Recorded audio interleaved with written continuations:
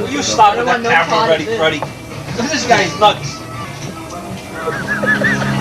Harry wants some chicken. Alright, Freddie, will you stop? I'm gonna shoot you. Did you meet my friend Ben? He's one of the Dover brothers. Ben Dover? Dover. The agent, I think I had the machine on all the while.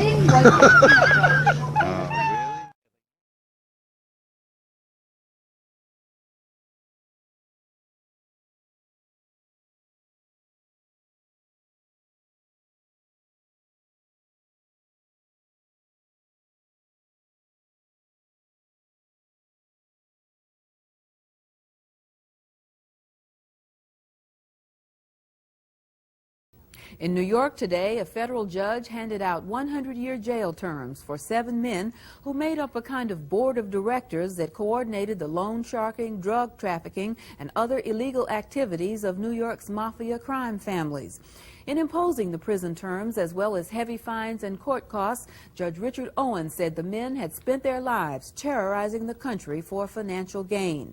Those sentenced included 76-year-old Anthony Salerno, head of the Genovese crime family, and Carmine Jr. Persico, 53, boss of the Colombo Syndicate.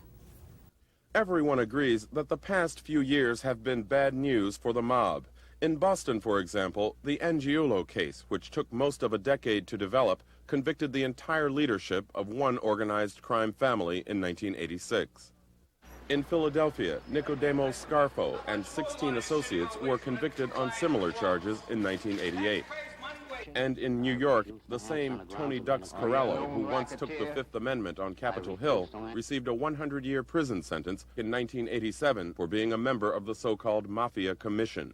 The government said it was a kind of nationwide board of directors of organized crime. But in spite of all the successful prosecutions, some critics wonder how much the strike forces had to do with it all. Some cases, like the Angiulo and Scarfo cases, were developed by local strike forces. But the New York Commission case wasn't. Neither was the important Pizza Connection case, which linked American and Sicilian mobsters in a complex drug smuggling scheme that operated through pizza parlors. Both of those cases were developed through the U.S. Attorney for the Southern District of New York, who for most of that time was Rudolph Giuliani. His office hasn't had a strike force for a decade. Once again, John Gotti faces the prospect of life in prison. With prior felony convictions for attempted manslaughter and truck hijacking, he could face a stiff prison term as a persistent felon if convicted a third time. In an unusual move, the judge in this case has ordered the jury sequestered throughout the trial. Gotti has avoided conviction on felony charges twice in the past 4 years. In opening statements this time, the assistant DA accused Gotti of having a carpenters union official shot over a dispute regarding a restaurant operated by the Gambino crime family. This man, John Gotti, the head of the Gambino family, ordered that assault. The union official, John O'Connor, was shot 4 times in the legs and buttocks. The prosecution says it has tapes of Gotti giving orders to co-defendant Anthony Grieri to take care of O'Connor. John Gotti said O'Connor must be busted up. Gotti's attorney says this case is the most significant of the past 50 years. And he chided the government for spending more money on chasing Gotti than on the homeless who surrounded the court building. You, ladies and gentlemen, will get the opportunity to balance the decent and fair play ideals we have against what I submit to you is a modern-day vendetta, persecution, and witch hunt. When the trial recessed, Gotti had no comment for the media.